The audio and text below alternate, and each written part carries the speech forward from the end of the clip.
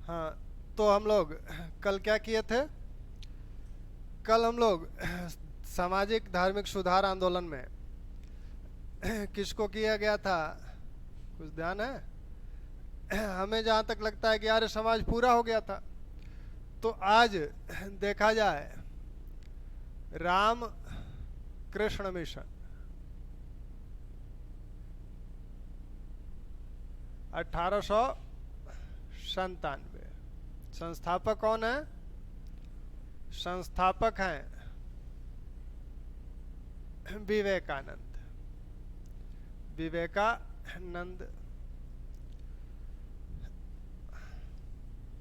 विवेकानंद इसके संस्थापक हैं। 1897 रामकृष्ण मिशन की स्थापना की गई। विवेकानंद ने रामकृष्ण मिशन की स्थापना अपने गुरु रामकृष्ण परमहंस के सिद्धांतों को आगे बढ़ाने के लिए किया था। अब रामकृष्ण परमहंस कौन है? तो रामकृष्ण परमहंस का जन्म बंगाल में करमारपुर नामक स्थान पर हुआ था।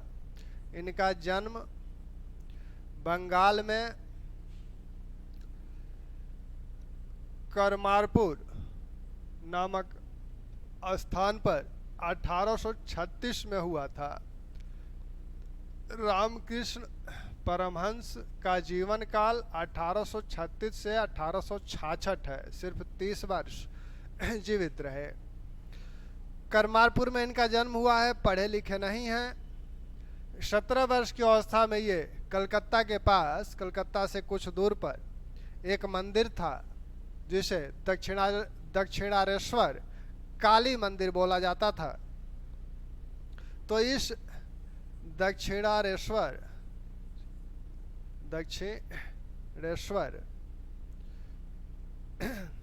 दक्षिणेश्वर काली मंदिर के ये पुजारी थे। 17 वर्ष की अवस्था में यहीं आ गए और दक्षिणेश्वर काली मंदिर के पुजारी बन गए। और पुजारी बने तो ऐसे पुजारी बने कि माँ काली की दिन भर माँ काली काली पुकारते रहते थे। कुछ दिनों के बाद ये घर गए फिर, तो वहाँ इनका विवाह करा दिया गया। श्रद्धामणि नामक एक कन्या से इनका विवाह हुआ। श्रद्धामणि नामक एक कन्या से विवाह हुआ। विवाह के बाद उनको, श्रद्धामणि को घर छोड़कर ये फिर मंदिर आ गए। कुछ दिनों के बाद श्रद्धामणि भी आ गई मंदिर और यहीं वो भी इनके साथ रहने लगी। ये श्रद्धामणि को भी माँ काली का दर्जा दे दिए। इन्हें भी माँ माँ कह के पुकारते थे। यानी यह माँ काली के प्रति इतने प्रतिबद्ध थे और ऐसे भक्त थे जो हमेशा माँ काली की रट लगाए रहते थे। इन्होंने तंत्र विद्या भी सीखी थी। भैरवी नामक एक तांत्रिका से, भैरवी नामक एक महिला तांत्रिक से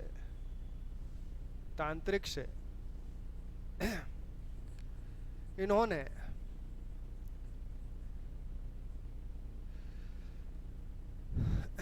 तंत्र विद्या सीखी।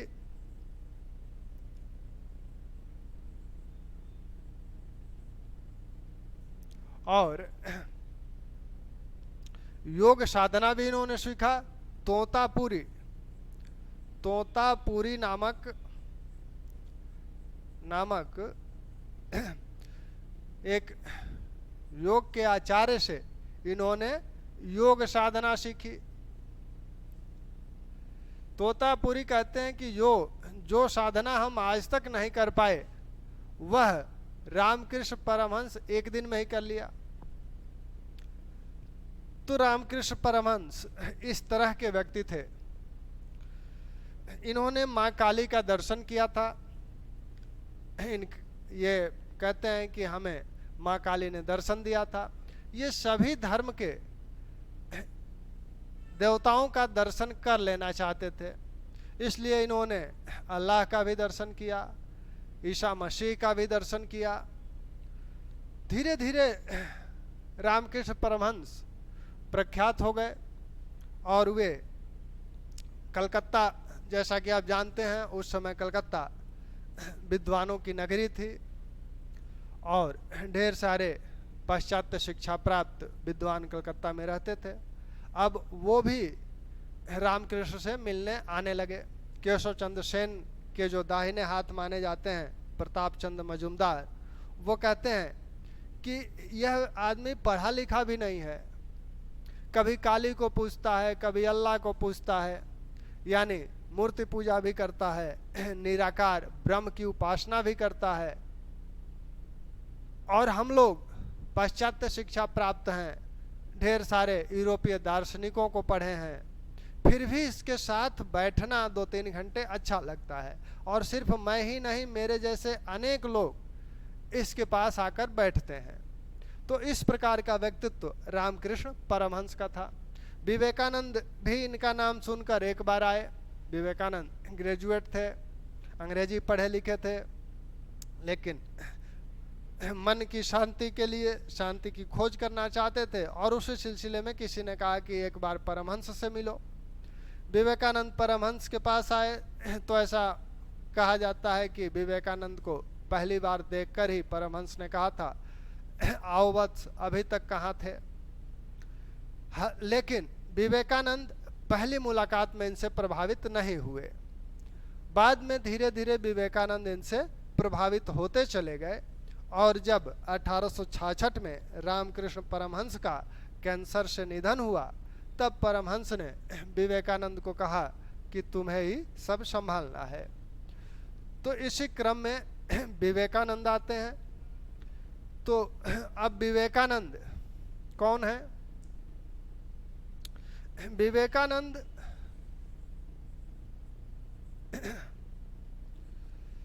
का मूल नाम नरेंद्र नाथ दत्त है। नरेंद्र नाथ दत्त ये इनका मूल नाम है। बंगाल के एक संभ्रांत क्षत्रिय परिवार में ये जन्म लिए थे। बंगाल का एक संभ्रांत क्षत्रिय परिवार था। अंग्रेजी शिक्षा दीक्षा भी प्राप्त किए, स्नातक थे, लेकिन फिर भी रामकृष्ण परमहंस के शिष्य थे, शिष्य बन गए थे। विवेकानंद, इस नरेंद्र नाथ दत्त को विवेकानंद नाम खेतड़ी के महाराजा ने दिया था।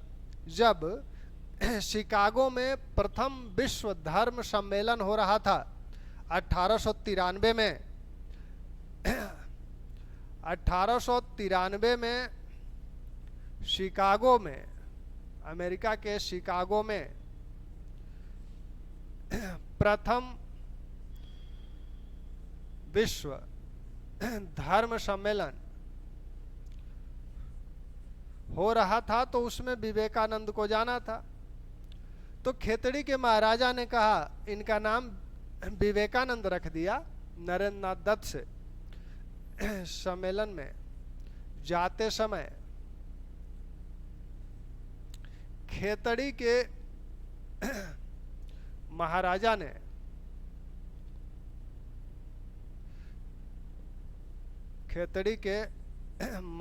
ने नरेंद्र का नाम विवेकानंद रख दिया।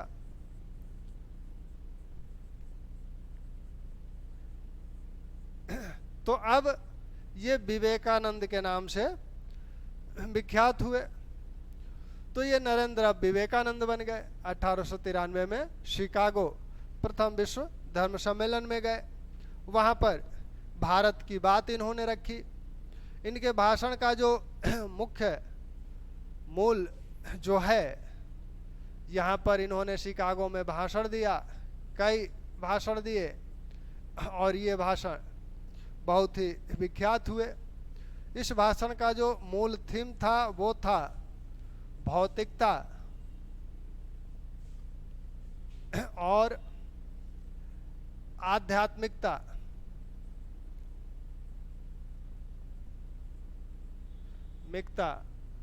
का समन्वय। तो भौतिकता और आध्यात्मिकता का समन्वय इनके भाषण का मूल थीम था।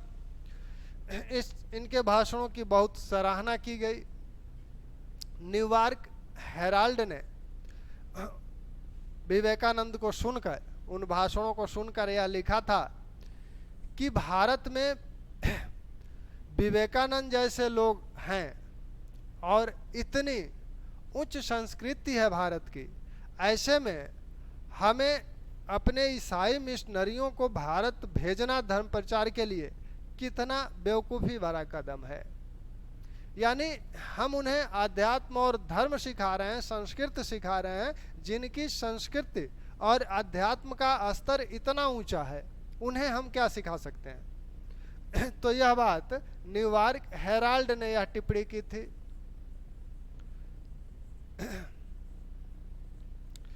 विवेकानंद शिकागो से विभिन्न यूरोपीय देशों का भी दौरा किए और 1896 में विवेकानंद ने न्यूयॉर्क में वेदांत सोसाइटी का गठन किया। वेदांत सोसाइटी का गठन किया। सोसाइटी का गठन किया। फिर जब दूसरा विश्व धर्म सम्मेलन हुआ 1900 में दूसरा विश्व धर्म सम्मेलन पेरिस में हुआ।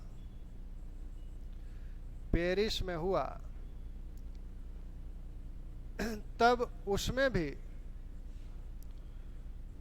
भी विवेकानंद भाग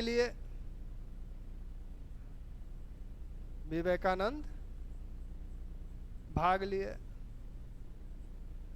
तो दूसरा जो सम्मेलन हुआ, दूसरा सम्मेलन कब हुआ? 1900 में हुआ। कहाँ हुआ? पेरिस में हुआ। प्रथम सम्मेलन कहाँ हुआ था? प्रथम सम्मेलन आपका 1893 में हुआ था, शिकागो में हुआ था। तो प्रथम सम्मेलन ध्यान रखिएगा, प्रथम सम्मेलन 1893 में हुआ, शिकागो में हुआ, विवेकानंद ने भाग लिया। दूसरा विश्व धर्म सम्मेलन पेरिस में हुआ, 1900 में हुआ, इसमें भी विवेकानंद ने भाग लिया। विवेकानंद के मूल विचार क्या हैं? एक तो आध्यात्मिकता और भौतिकता का समन्वय वो चाहते हैं। दूसरी बात, वो कहते हैं कि कोई भी देश तब तक तरक्की नहीं कर सकता जब तक उसके पास ये दोनों चीज़ें ना हो, आध्यात्मिकता ना हो और भौतिकता ना हो। वो कहते हैं कि पश्चिमी देशों के पास भौतिकता है, भारत के पास आध्यात्मिकता है, दोनों अधूरे हैं। यानी पश्चिमी देश भारत से आध्यात्मिकता ले सकते हैं और पूर्वी देश यानी भारत पश्चिमी देशों से भौतिकता ले सकता है, तब दोनों का विकास पूर्ण हो सकता है। विवेकानंद दोनों प्रकार के ईश्वर, क्योंकि रामकृष्ण परमहंस के शिष्य हैं और परमहंस को आपने देखा क्या करते थे, एक तरफ काली की मूर्ति है उसको भी पूजते हैं और जब अल्लाह का दर्शन करते हैं तो वहाँ तो मूर्ति पूजा नहीं है। यानी वो दोनों हैं, मूर्ति पूजक भी हैं और निराकार ब्रह्म की भी उपासना करते हैं। तो विवेकानंद का भी मानना है कि ईश्वर को आप किसी भी रूप में पूजें। आपकी संतुष्टि अगर मूर्ति पूजा में है तो मूर्ति पूजा में, अगर निराकार ब्रह्म में है तो निराकार ब्रह्म में उपासना करें। तो ये दोनों रूप मानते हैं। इनका मानना है कि पहले हमें धर्म सुधार करना चाहिए, फिर सामाजिक सुधार।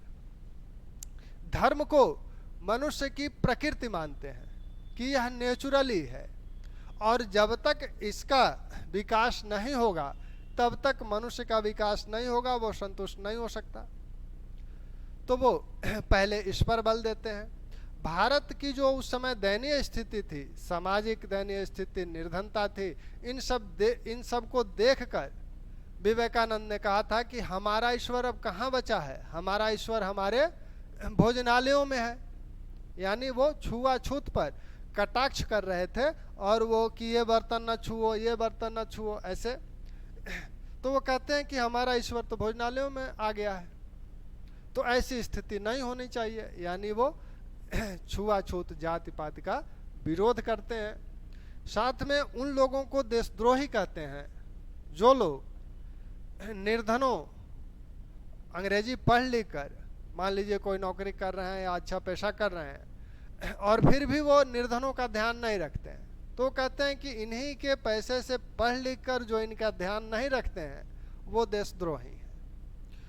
राजनीतिक संदर्भ में उनका विचार ये है कि पहले शासन किसका था? पुजारियों का था, बाद में क्षत्रियों का हुआ, फिर व्यापारियों का हुआ, अब आगे शूद्रों का शासन होगा।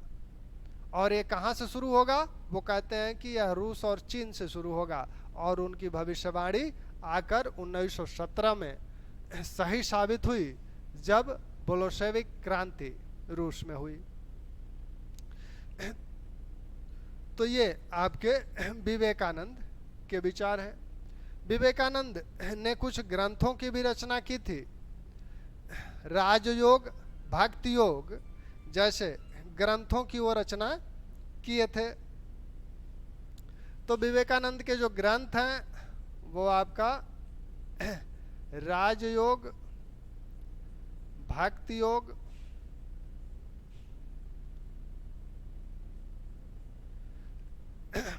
ठीक। इस विवेकानंद को सुभाष चंद्र बोस ने राष्ट्रीय आंदोलन का आध्यात्मिक पिता कहा था। विवेकानंद को सुभाष चंद्र बोस ने क्या कहा था? सुभाष चंद्र बोस ने विवेकानंद को राष्ट्रीय आंदोलन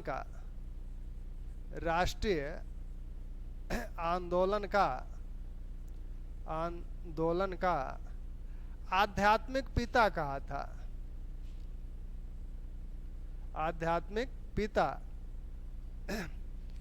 कहा था। तो ये राष्ट्रीय आंदोलन के क्या हैं? आध्यात्मिक पिता हैं। किसने कहा? सुभाष चंद्र बोस ने कहा। अब विवेकानंद द्वारा स्थापित दो संस्थाएं हैं, रामकृष्ण मिशन है और रामकृष्ण मठ है। दोनों में थोड़ा सा अंतर है। रामकृष्ण मिशन जो है वह सेवा कार्य करता है, और रामकृष्ण मठ ये जो सेवा कार्य लोग करते हैं इनको शिक्षा देता है, इनको तैयार करता है। तो 1897 में रामकृष्ण मिशन की स्थापना हुई और 1899 बेलूर में एक मठ स्थापित किया गया। बेलूर कलकत्ता के पास है ये। तो 1899 में मठ की स्थापना की गई और यह बेलूर में की गई।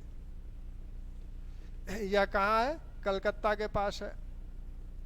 तो इस प्रकार विवेकानंद ने मठ की स्थापना की। मठ में जो ब्रह्मचारी सन्यासी तैयार किए जाते हैं धर्म प्रचार के लिए और समाज सेवा के लिए। रामकृष्ण मिशन आज भी विभिन्न प्रकार के सेवा कार्य करता है। अगर कहीं अकाल आता है, कहीं महामारी आती है, तो यह मनुष्यों की सेवा कार्य करता है। इनके सेवा का जो भाव है वो कैसा है? रामकृष्ण परमहंस कहते हैं कि रामकृष्ण परमहंस का मानना है कि आत्मा परमात्मा का अंश है।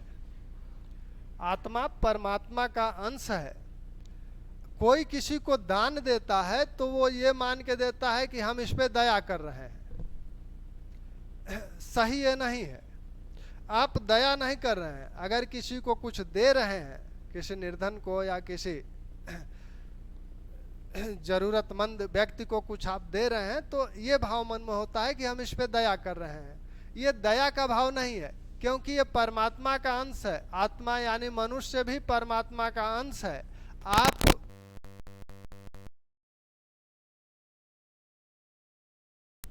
तो आपको यह अवसर, आपका यह सौभाग्य है कि आपको यह अवसर मिला परमात्मा की सेवा करने की। अगर मनुष्य की आप सेवा कर रहे हैं तो आप परमात्मा की सेवा कर रहे हैं।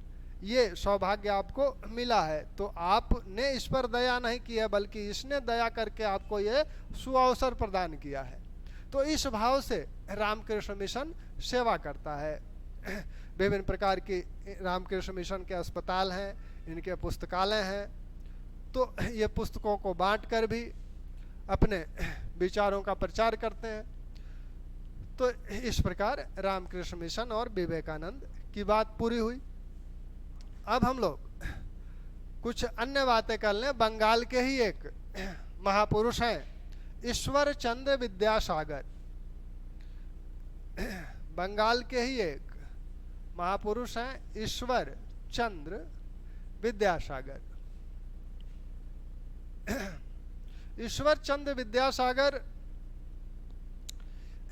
एक विद्वान व्यक्ति थे, धार्मिक सामाजिक सुधार आंदोलन से जुड़े थे। इनकी प्रमुख उपलब्धि स्त्री शिक्षा और विधवा विवाह के संदर्भ में है, यानी महिलाओं के संदर्भ में है। ईश्वर चंद्र विद्यासागर का साहित्य में भी योगदान है। इन्होंने बांग्ला व्याकरण की रचना की। बांग्ला व्याकरण की रचना की।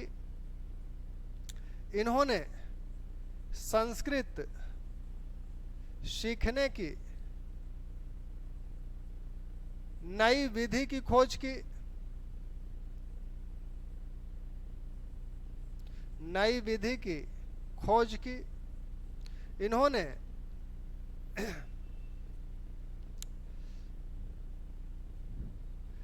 बांग्ला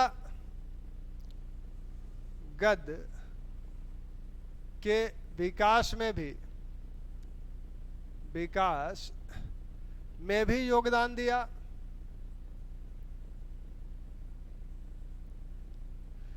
तो ये इनके साहित्यिक योगदान है। ईश्वर चंद्र विद्यासागर लगभग 35 बालिका विद्यालयों का संचालन करते थे। हिंदू कॉलेज के प्रिंसिपल थे और लगभग 35 बालिका विद्यालयों का संचालन करते थे। इन्हीं के प्रयत्नों से 1856 में विधवा पुनर्विवाह अधिनियम पारित हुआ। विधवा पुनर्विवाह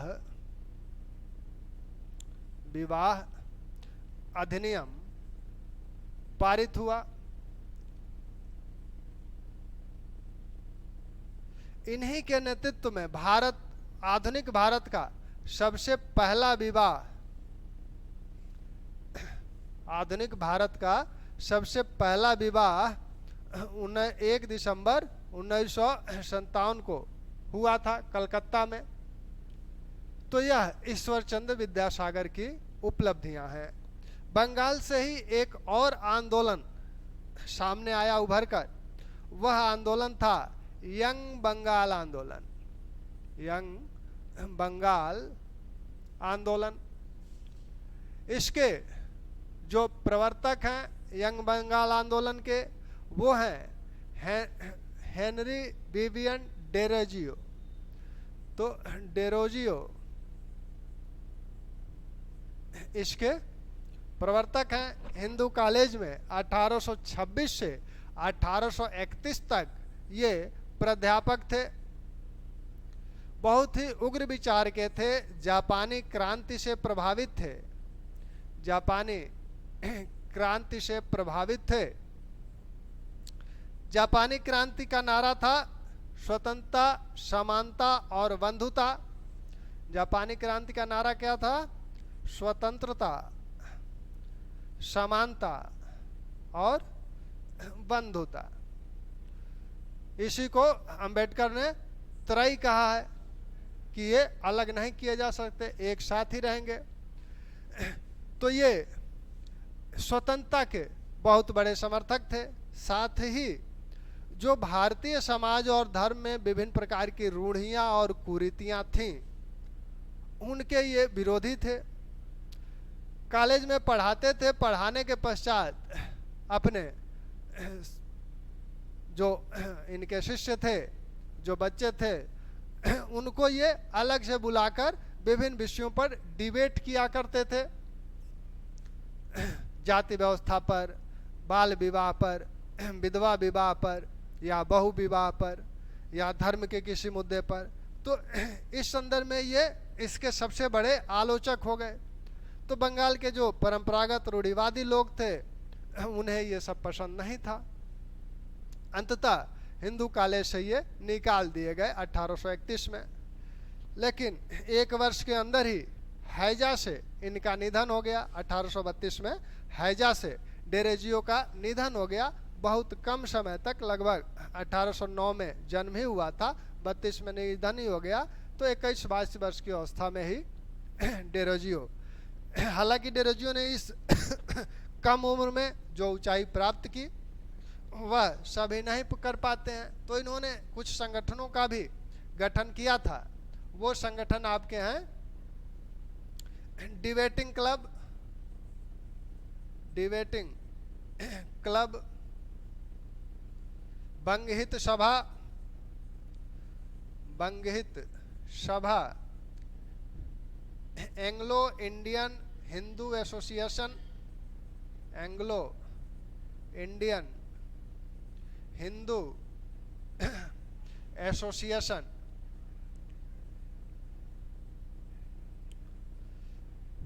ठीक। इसी के साथ इन्होंने 1828 में एकेडमिक एसोसिएशन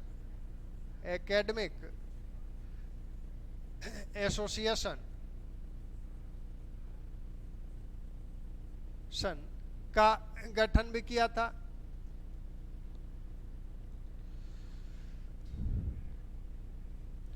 तो ये इनकी उपलब्धियां थी। कविताएं भी लिखते थे, लेकिन 1831 में कॉलेज से निकाले गए, 1832 में निधन हो गया। अब आप ये देखेंगे कि इनके निधन के पश्चात इनके शिष्यों ने the association of acquisition for general knowledge नामक एक संस्था का भी गठन 1838 में किया था। तो ये आपके यंग बंगाल आंदोलन है। और सुरेंद्र नाथ बनर्जी ने इन्हें बताया था कि हमारे जाति के ये अग्रदूत थे, ठीक। अब एक दूसरे आंदोलन की बात की जाए, वो दूसरा आंदोलन आपका थियोसॉफिकल सोसाइटी है। थियोसॉफिकल सोसाइटी की स्थापना भी 1875 में हुई थी। दो लोगों ने इसकी स्थापना अमेरिका में हुई थी, दो लोग मिलके किए थे। एक रूसी महिला ब्लाउटस्की और एक अमेरिकी सैन्य अधिकारी अल्काट। तो ब्लाउटस्की और अल्काट ने मिलकर थियोसॉफिकल सोसाइटी की स्थापना की थी। थियोसॉफिकल सोसाइटी, थियोसॉफिक का मतलब होता है ईश्वरीय ज्ञान। तो ईश्वरीय ज्ञान संबंधी ये संस्था थी। इसके संस्थापक हैं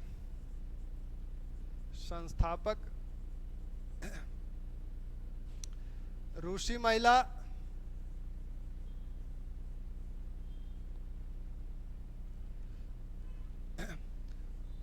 ब्लावटास्की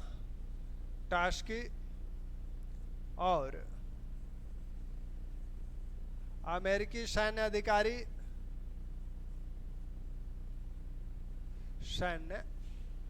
अधिकारी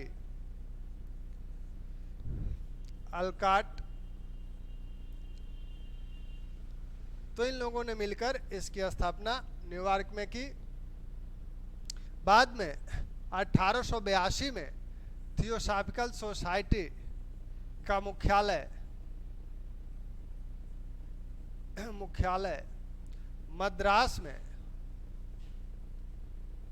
मद्रास के पास अडेयार में बना।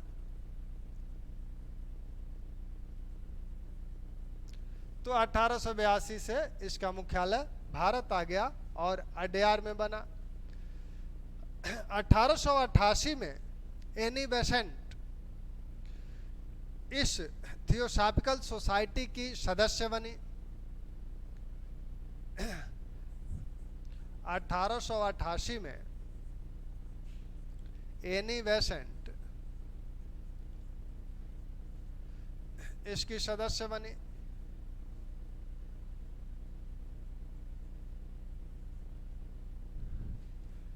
1893 में एनी बेसेंट भारत आई। 1893 में भारत आई और भारत आकर इन्होंने कांग्रेस से भी जुड़ी, कांग्रेस की अध्यक्षा भी बनी। यहाँ इन्होंने 1916 में होम रूल आंदोलन भी शुरू किया। तिलक के बाद होम रूल आंदोलन शुरू करने वाले यही हैं। यह थियोसॉफिकल सोसाइटी विश्वास किस चीज में करता है? यह विश्व बंधुत्व में विश्वास करता है, सार्वभौम ईश्वर में विश्वास करता है और थोड़ा सा जादू टोना में भी ये विश्वास कर लेते थे। मुख्यतः यह भारतीय आध्यात्म पर आधारित था। एनी बेसेंट जब 1893 में भारत आई तो अल्काट के निधन के पश्चात 1907 में थियोसॉफिकल सोसाइटी की अध्यक्ष बन गई। थियोसॉफिकल सोसाइटी की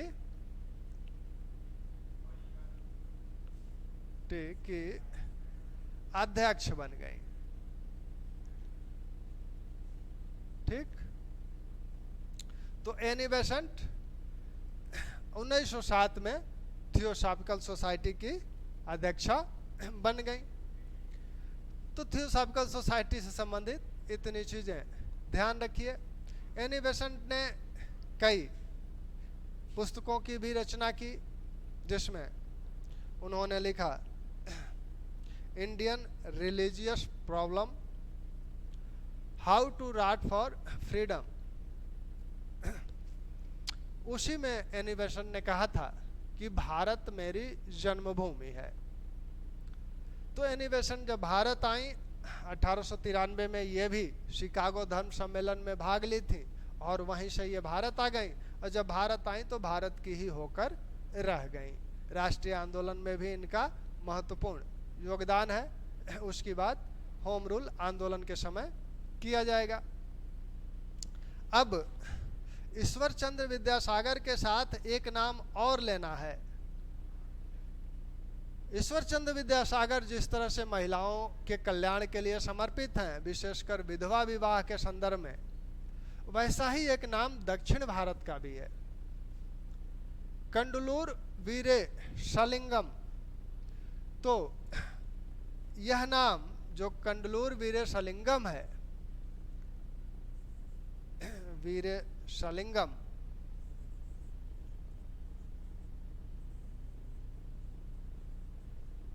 यह नाम वैसा ही है जैसे उत्तर भारत में ईश्वर चंद्र विद्यासागर का है। इस संदर्भ में रानाडे कहते हैं, रानाडे ने इन्हें दक्षिण भारत का विद्यासागर बोला है। ईश्वर चंद्र विद्यासागर कहा है।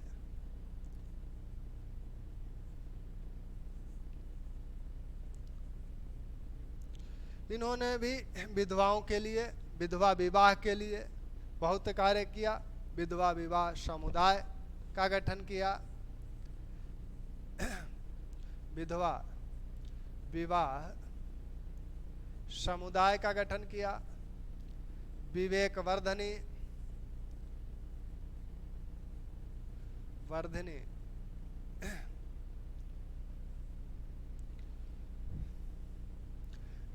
हित साथी नामक पत्रिकाओं को निकाला। तो इस प्रकार विभिन्न स्कूलों को महिलाओं की शिक्षा के लिए खोला। तो इस संदर्भ में वीरेशलिंगम दक्षिण भारत के ईश्वरचंद विद्यासागर हैं। अब हम लोग धार्मिक सुधार में मुस्लिम समाज में जो धर्म सुधार आंदोलन चला उसकी बात करें तो मुस्लिम समाज में कई आंदोलन हुए, जैसे अहमदिया आंदोलन, देवबंद आंदोलन, अलीगढ़ आंदोलन। इन सब में सबसे प्रमुख आंदोलन अलीगढ़ आंदोलन है। 1875 में अलीगढ़ आंदोलन शुरू हुआ, हालांकि उस पर काम पहले से ही हो रहा था, लेकिन 1875 में एंग्लो ओरिएंटल स्कूल की स्थापना की गई और वही बाद में 1877 में कॉलेज बना और 1920 में वह क्या बन गया, विश्वविद्यालय बन गया। अब विश्वविद्यालय की बात आई तो एक बात और ध्यान रखिएगा एनी बेसेंट के संदर्भ में कि उन्होंने हिंदू कॉलेज की स्थापना की थी बनारस में 98 में, और मदन मोहन मालवीय के प्रयत्नों से वही कॉलेज 1916 में बनारस हिंदू विश्वविद्यालय बना। तो थियोसॉफिकल सोसाइटी एनी बेसेंट के संदर्भ में यह ध्यान रखिएगा कि 1898 में उन्होंने बनारस में हिंदू कॉलेज की स्थापना की और बाद में मदन मोहन मालवीय के प्रयत्नों से यह कॉलेज 1916 में बनारस हिंदू विश्वविद्यालय बना। वैसे ही सर सैयद अहमद खां अलीगढ़ आंदोलन के जो संस्थापक हैं वो सर सैयद अहमद खां हैं। दरअसल सर सैयद अहमद खां का नाम आप 1857 विद्रोह में भी सुन चुके हैं। ये इनका जन्म दिल्ली में हुआ था, कंपनी की सेवा में थे।